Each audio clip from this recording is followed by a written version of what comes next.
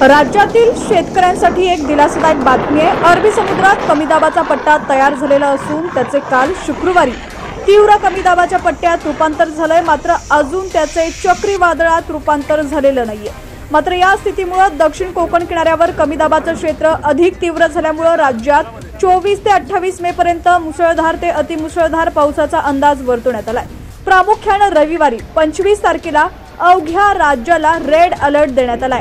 काल शुक्रवारी दक्षिण कोकण किनाऱ्यावरील पूर्व मध्य अरबी समुद्रावरील कमी दाबाचं क्षेत्र आणखी तीव्र स्वरूपात परिवर्तित झालेलं आहे।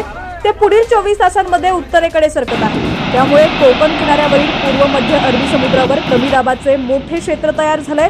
त्यामुळे मध्य महाराष्ट्र, दक्षिण मराठवाडा आणि उत्तर तेलंगणा ओलांडून दक्षिण छत्तीसगड पर्यंत पावसाचा जोर जास्त राहणार आहे। हवामान विभागाने दिलेल्या माहितीनुसार केरळमध्ये मान्सून 2 दिवसात दाखल होईल। साधारण 25 मे पर्यंतच्या दरम्यान केरळमध्ये मान्सून दाखल होण्याची शक्यता आहे। बंगालच्या उपसागरातील शाखाही सक्रिय झाली आहे। त्या बाजूनेही मान्सून पश्चिम बंगालकडे सरकण्याच्या तयारीत आहे। राज्यात उद्या 25 मे रोजी पावसाचा रेड अलर्ट देण्यात आलेला आहे। अनेक जिल्ह्यांमध्ये मेघगर्जनेसह मध्यम ते मुसळधार पावसाची शक्यता वर्तवण्यात आली आहे। काही जिल्ह्यांमध्ये अतिवृष्टीची शक्यता आहे। पालघर, ठाणे आणि मुंबई या 3 जिल्ह्यांमध्ये हलका ते मध्यम स्वरूपाचा पाऊस होईल असा अंदाज आहे। मात्र रायगड, रत्नागिरी आणि सिंधुदुर्ग जिल्ह्यांमध्ये आजही मुसळधार ते अतिमुसळधार पाऊस पडण्याची शक्यता आहे। गेल्या 48 तासात रत्नागिरी आणि सिंधुदुर्ग जिल्ह्यात मुसळधार पावसाचा धुमाकूळ पाहायला मिळाला। पुढील 2 दिवस पाऊस सुरूच राहील असा अंदाज वर्तवण्यात आलाय। राज्यात पावसानं जोरदार हजेरी लावण्याची शक्यता हवामान विभागाने वर्तवली आहे। उत्तर महाराष्ट्रातील धुळे, नंदुरबार आणि जळगाव जिल्ह्यांमध्ये हलका ते मध्यम स्वरूपाचा पाऊस होण्याची शक्यता आहे। नाशिक व नाशिकच्या घाट माथ्यावरही जोरदार वाऱ्यांसह पावसाचा अंदाज वर्तवण्यात आलाय। दरम्यान आता कोणकोणत्या जिल्ह्यात पावसाचा अलर्ट जारी करण्यात आलाय ते देखील आपण पाहूयात। त्याआधी तुम्ही जर HPN मराठी न्यूज चॅनल पहिल्यांदाच पाहत असाल आणि अजूनही चॅनलला सबस्क्राइब केलेलं नसेल तर नक्की सबस्क्राइब करा, जेणेकरून आमचे अधिकृत कोणकोणत्या जिल्ह्यात कोणता अलर्ट दिलेला आहे ते तुम्ही सविस्तर पाहू शकता।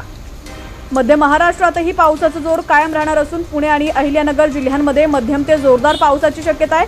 पुणे घाट माथ्यावर आणि कोल्हापूर जिल्ह्याच्या काही भागांमध्ये मुसळधार पाऊस पडू शकतो। सातारा जिल्ह्यातही जोरदार पावसाचा अंदाज आहे। सांगली आणि सोलापूर जिल्ह्यांमध्ये हलका ते मध्यम स्वरूपाचा पाऊस होण्याची शक्यता आहे। मराठवाड्यातील छत्रपती संभाजीनगर आणि जालना जिल्ह्यांमध्येही हलका ते मध्यम स्वरूपाच्या पावसाची शक्यता आहे। परभणी, बीड, हिंगोली, नांदेड, लातूर आणि धाराशिव जिल्ह्यांमध्येही वादळी वाऱ्यासह पाऊस होण्याची शक्यता हवामान विभागाने व्यक्त केली आहे। विदर्भात जर पाहायला गेलं तर विदर्भातील पावसाचं वातावरण निर्माण झालेलं असून अकोला, अमरावती, भंडारा, बुलढाणा, चंद्रपूर, गडचिरोली, गोंदिया, नागपूर, वर्धा, वाशिम आणि यवतमाळ जिल्ह्यांमध्ये मेघगर्जनेसह हलका ते मध्यम स्वरूपाचा पाऊस पडण्याची शक्यता आहे। हवामान विभागाने नागरिकांना सतर्क राहण्याचं आणि आवश्यक ती खबरदारी घेण्याचं आवाहन केले।